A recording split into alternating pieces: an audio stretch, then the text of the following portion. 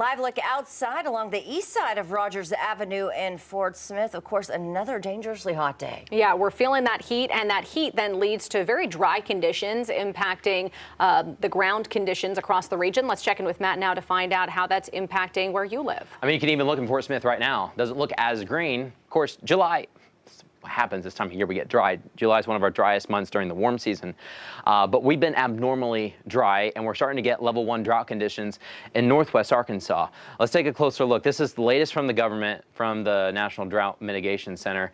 This light brown color shows you the level 1 drought that we now have for Carroll County, now coming into eastern Benton County, very close, right over Beaver Lake, and then about to Prairie Creek. And then in northern Madison County, this is just north of Huntsville, where we also have that level 1 drought. Everywhere else where you see the yellow means we have abnormally dry conditions, and that's even drier than what July is normally. And July is dry, but we're getting abnormally dry conditions in Washington, rest of Benton, Madison, even clipping Johnson County, and then a new pocket forming in eastern Oklahoma that includes Haskell, Latimer, and LaFleur County. That does include Kavanaugh Hill and Poto.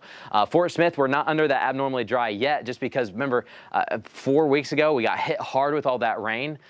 But I tell you what, if we don't get some rain soon, we'll also have those abnormally dry conditions. And with those abnormally dry conditions, we've got more burn bans in place. For our area, we've got Carroll, Madison, Franklin, Johnson, and Logan counties, Polk County as well, and then south towards Polk County and Mena. But much of northeastern Arkansas continues to expand their active burn bans as well. Oklahoma, we still only have the 3, but we are dry in Oklahoma as well. It's dry pretty much everywhere. We could use some rain, not only to green things up, but also to give us a cool down.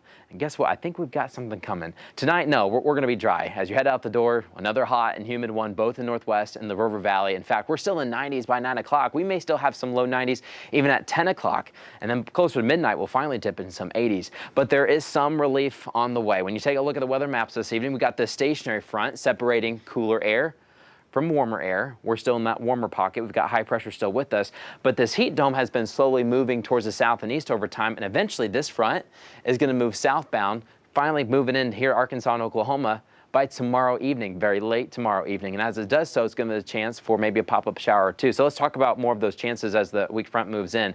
Tomorrow morning, I think most of us are dry. But if you get a stray sprinkle, don't be surprised.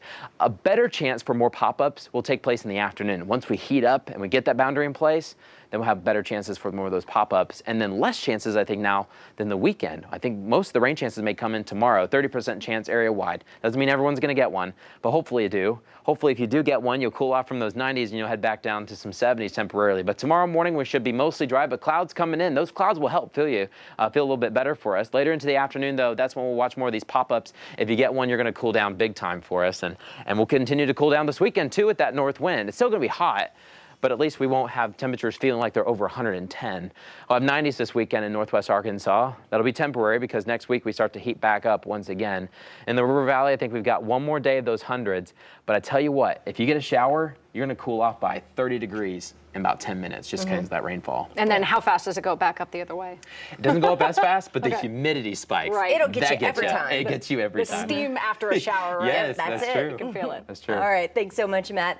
All right, some sad news this afternoon. U.S. actor James Caan, who starred as a gangster Sonny Corleone in the epic mafia film The Godfather, died on Wednesday evening at the age of 82. Family of Caan posted a short statement earlier today on Twitter, but no cause of death or location were